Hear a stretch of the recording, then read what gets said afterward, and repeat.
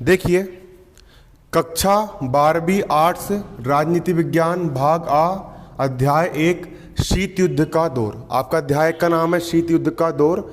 इसका आपका most important question, Bharat की गुट निरपेक्षता का कारण बताइए। भारत की गुट निरपेक्षता, गुट निरपेक्षता का मतलब क्या होता है? दो की लड़ाई हो रही है, शीत युद्ध का दौर शुरू हो गया था, है ना। अमेरिका की गैंग बन गई थी। एक गैंग किसकी बन गई? अमेरिका की। और दूसरी किसकी बन गई? दूसरी किसकी बन गई? रूस की बन गई, है ना। दो दल बन गए, दो गुट बन गए। पहला गुट किसका बन गया? अमेरिका का।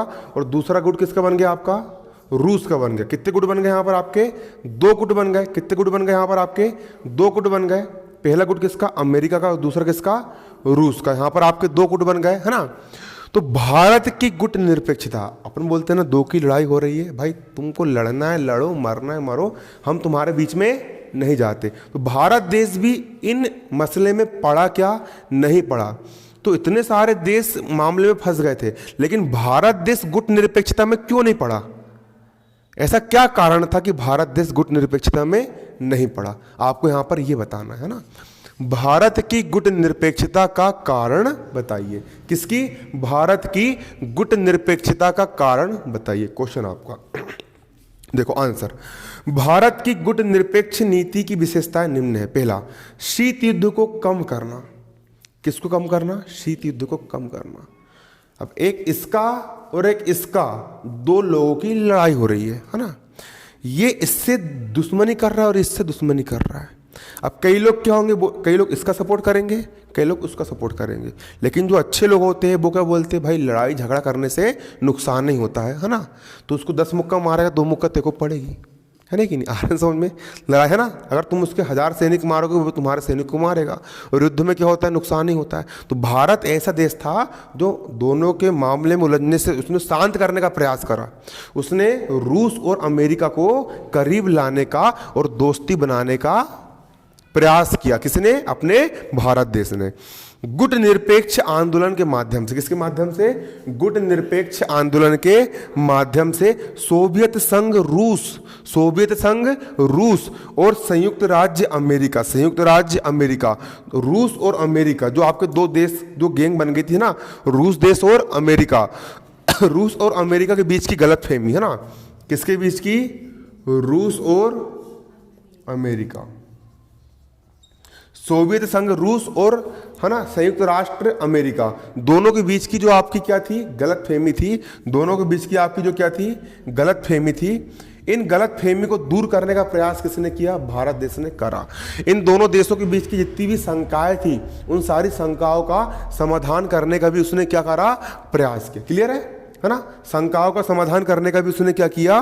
प्रयास किया, है ना। देखो, गुट निरपेक्ष आंदोलन के माध्यम से सोवियत संघ, रूस और संयुक्त राज्य अमेरिका के बीच की गलतफहमी, इसके बारे में गलतफहमी होगी, उसके बारे में गलतफहमी को दूर करने और एक दूसरे को करीब लाने का प्रयास किया, जिसके परिणाम स्वरूप महाशक्ति का जितना भी जो युद्ध था ना, शीत युद्ध, ये सिर्फ विचारों तक सीमित रहा, है ना। और अर्थ और इसने बोला कि हम तुम्हारी हेल्प नहीं करेंगे, तुम हमारी हेल्प नहीं करना। दोनों ने इकट्ठी कर ली है, नहीं, लेकिन दोनों ने हथियार उठाए क्या? नहीं उठाए। तो भारत देश और जो गुट निरपेक्ष था, उनने एक दूसरे को मतलब लड़ाई करने नहीं दिए, शांति का मार्ग बताया। और कहा भी जाता भारत देश ने हमेशा वर्ल्ड को शांति का रास्ता दिखाया है ना। इसलिए भारत, है ना, कि भारत क्या था? गुट निरपेक्ष था, है ना। दूसरा, विश्व राजनीति में विवादों को टालना। विश्व राजनीति, पूरे संसार, पूरे वर्ल्ड में जो राजनीति चल रही थी, उसमें जितने भी विवाद हो रहे थे, अब उसका उससे विवाद हो गया, उसका इससे विवाद हो गया, तो भारत देश ने अरे कुछ नहीं होता ना, अरे कुछ नहीं होता, है ना। तीसरे इंसान जाके समझा देता है। तो भारत देश ने टालने वाला काम किया था। इस आंदोलन के कारण, गुट निरपेक्ष आंदोलन के कारण, संपूर्ण समाज दो भागों में विभाजित होने से बच गया। सोचो, अगर गुट निरपेक्ष नहीं होता, समझाने वाला नहीं होता, और अमेरिका और कुछ देश इस तरफ और रूस और कुछ देश उस तरफ, और दोनों में क्या छिड़ गई? जंग छिड़ गई। कितने लोग नहीं मर जाते, है ना। लड़वाने वाले तो कुछ नहीं मरते, लेकिन जो सैनिक लोग बेचारे वो मरते ना, आम आदमी को नुकसान होता, है ना।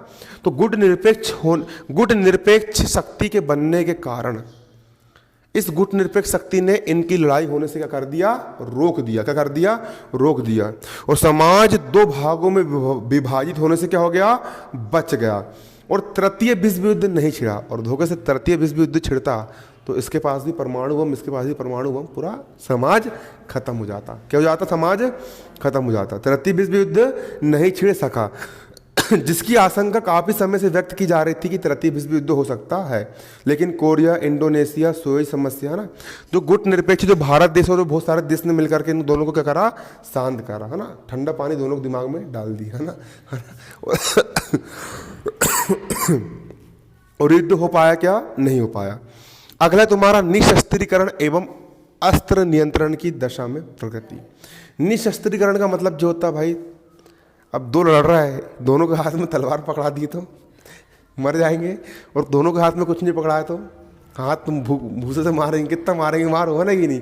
तो गुट निरपेक्षता में भारत ने क्या बोला कि निशस्त्रीकरण, वे लड़ना है लड़ो, लेकिन शस्त्र से मत लड़ो, एटम बम का इस्तेमाल मत करो, परमाणु बम का इस्तेमाल मत करो। क्लियर है। देखो, इस क्षेत्र में गुट निरपेक्ष देशों ने महत्वपूर्ण भूमिका निभाया। 1945 में, कब की बात है, 1945, भारत देश के आज़ाद होने के 2 साल पहले, 1945 में नाभिकीय शस्त्र के परीक्षण। पहले क्या था कि एटम बम जो होता है, नाभिक की ऊर्जा बहुत भयंकर की ऊर्जा होती है, एक बार विस्फोट हो गए तो बिल्कुल पूरा संसार के हो जाते हैं, तबाह हो जाते हैं। तो नाभिक की ऊर्जा पर प्रतिबंध लगा दिया गया। कब लगाया गया, 1945 में। क्या लगाया गया, नाभिक की ऊर्जा में क्या लगाया गया, प्रतिबंध लगाया गया। क्लियर है।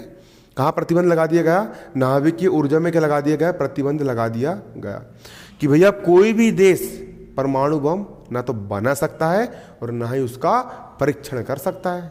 अब ये प्रतिबंध लग गया तो उससे थोड़ा शस्त्र में क्या हो गया, नियंत्रण हो गया। क्योंकि अगर हर इंसान के पास परमाणु बम आ जाएंगे, हर देश के पास, तो लड़ाई अधिक मात्रा में छिड़ जाएगी, है ना, ऐसा रहता है ना। अगला यहाँ पर आपका अविकसित राष्ट्रों के मध्य आर्थिक सहयोग एवं विकास।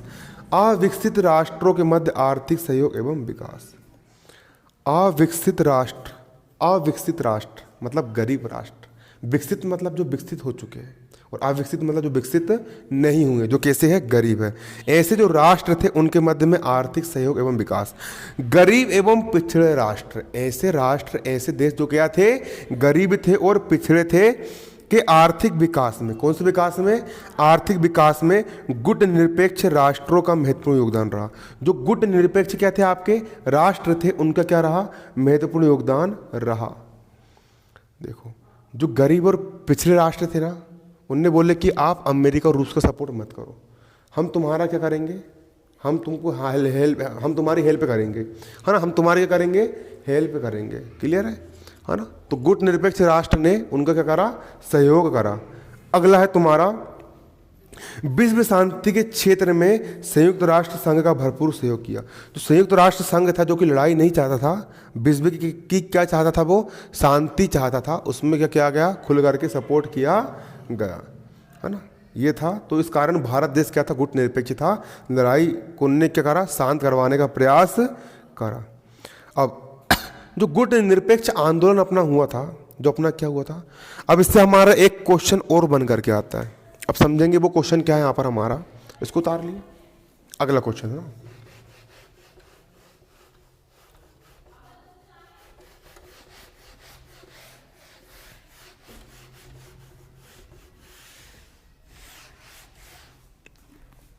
अगला क्वेश्चन यहाँ पर हमारा है, गुट निरपेक्ष आंदोलन की कमजोरियां बताइए। प्रश्न क्या आता है आपका, गुट निरपेक्ष आंदोलन की कमियां बताइए। या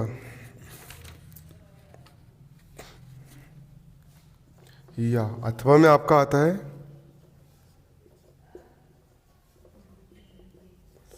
गुट निरपेक्ष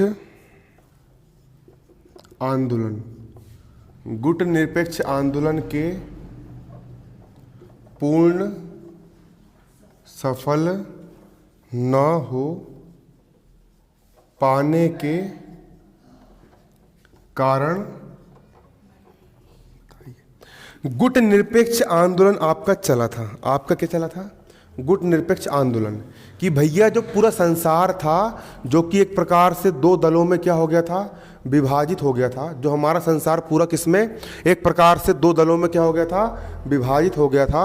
अब संसार है ना, तो एक हो गया हमारा अमेरिका साइड के देश और एक होगा रूस साइड के देश। दोनों देश एक दूसरे से क्या कर रहे थे? लड़ाई झगड़ा कर रहे थे।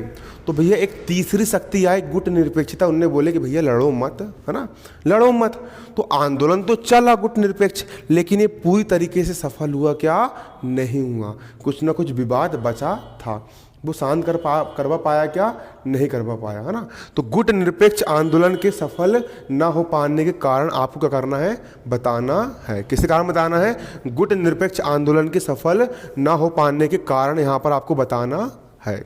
तो देखो, गुट निरपेक्ष आंदोलन की क्या क्या कमी थी। देखो, पहला, सदस्य राष्ट्र सिद्धांतहीन अवसरवादी। पहली कमी क्या थी आपकी? लिखो इसका आंसर। पहला आंसर यहां पर आपका क्या? सदस्य राष्ट्र सिद्धांतहीन, सदस्य राष्ट्र सिद्धांतहीन अवसरवादी। पहली कमी क्या थी आपकी? सदस्य राष्ट्र सिद्धांतहीन अवसरवादी। पहली कमी क्या थी? सदस्य राष्ट्र सिद्धांतहीन अवसरवादी। इसका मतलब समझना। देखो, जो आलोचक होते हैं, आलोचक का मतलब जो होता है कि जो कमी निकालते हैं ना, तो पहले समझना ना, आलोचकों का मत है कि इस आंदोलन के सदस्य राष्ट्र सिद्धांतहीन और अपने स्वहितों की पूर्ति के लिए दोहरी नीति का पालन करते हुए समृद्ध देशों से मधुर संबंध बनाए रखना चाहते हैं, जिसके परिणाम स्वरूप अंतर्राष्ट्रीय समस्याओं पर खुलकर अपना मत रखने या आलोचना करने से कतराते रहे। यह अवसरवादी नीति आंदोलन की शक्ति को कमजोर करते हैं। एक हो गया ये लड़का और एक हो गया ये लड़का, है ना। अब इसकी और इसकी क्या होने लगी? लड़ाई होने लगी। अब ये मेरा दोस्त है, ये क्या मेरा दोस्त है। अब ये कुछ गलत काम कर रहा है। मैं जानता हूं कि मेरा दोस्त क्या कर रहा है? गलत काम कर रहा है।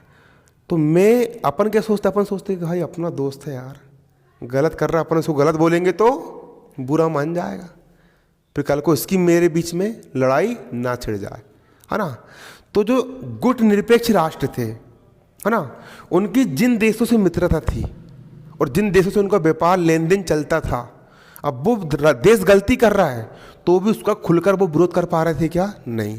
क्यों नहीं कर पा रहे थे? क्योंकि उनकी उससे लड़ाई ना हो जाए। कहने का मतलब यहां पर जाइए, संयुक्त राष्ट्र सिद्धांतहीन अवसरवादी सदस्य, जो जितने भी सदस्य राष्ट्र थे, किसके सदस्य राष्ट्र? गुट निरपेक्ष आंदोलन के जितने भी सदस्य राष्ट्र थे, उन वो कोई सिद्धांतवादी थे कि नहीं? सिद्धांतहीन थे, है ना। अपने सिद्धांत पर चलने वाले थे क्या? वो नहीं चलने वाले थे।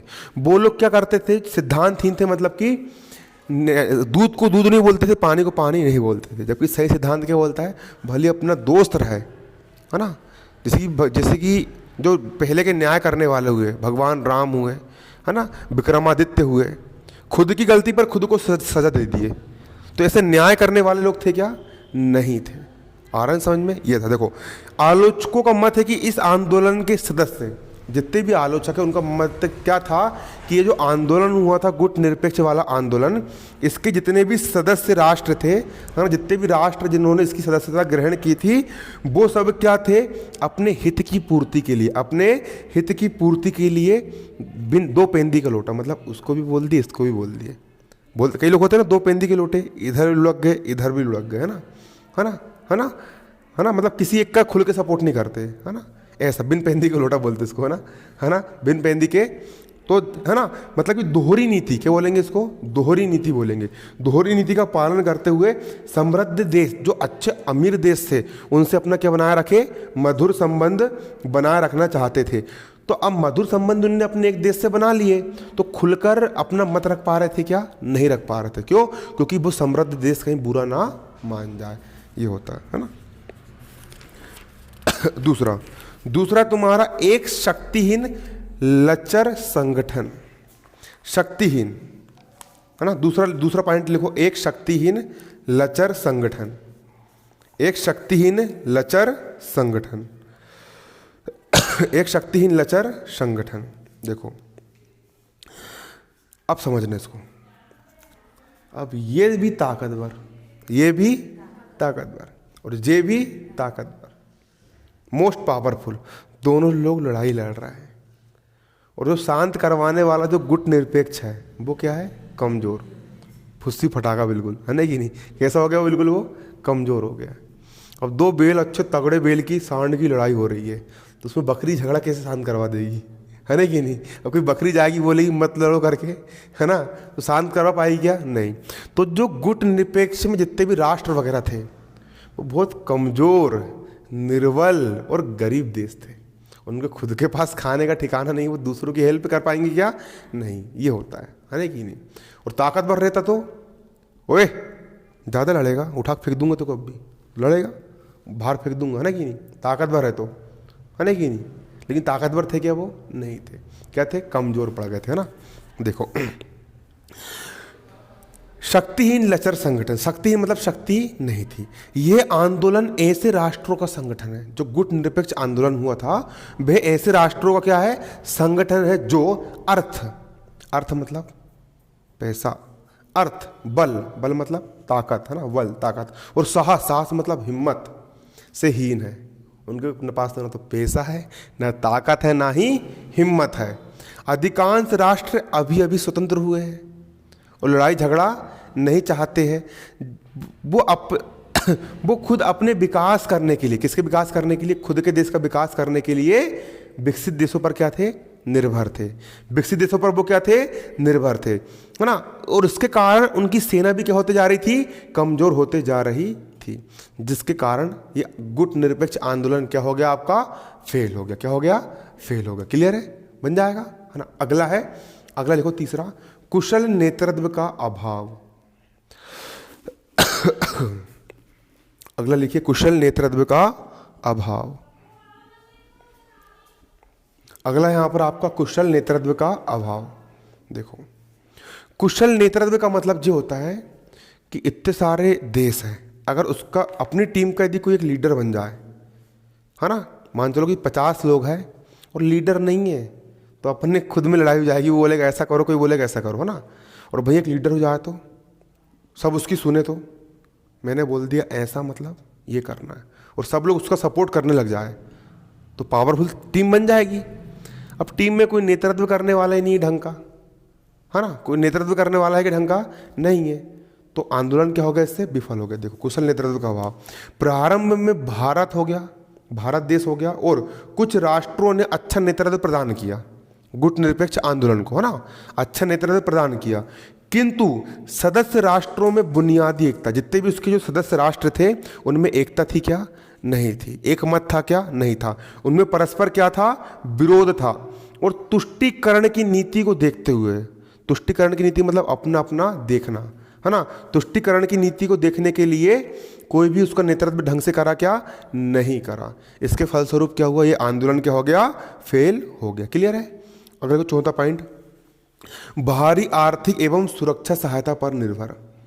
बाहरी आर्थिक एवं सुरक्षा सहायता पर निर्भर।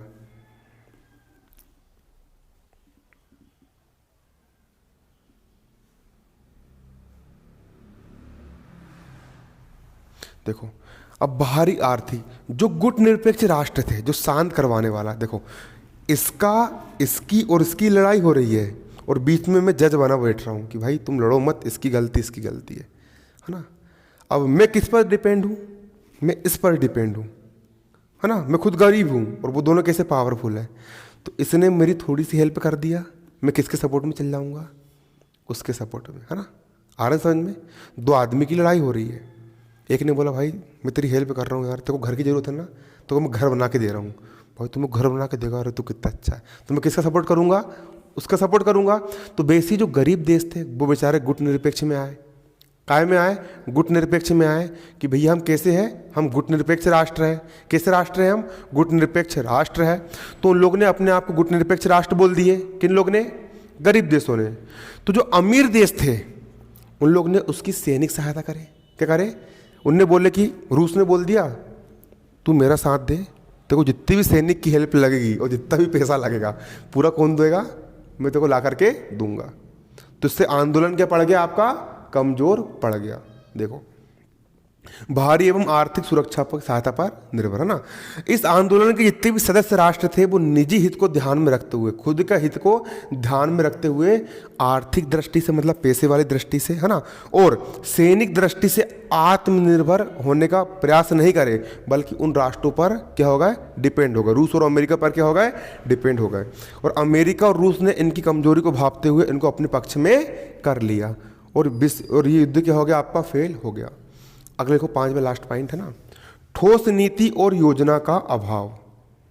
अगला लिखिए, ठोस नीति एवं योजना का अभाव।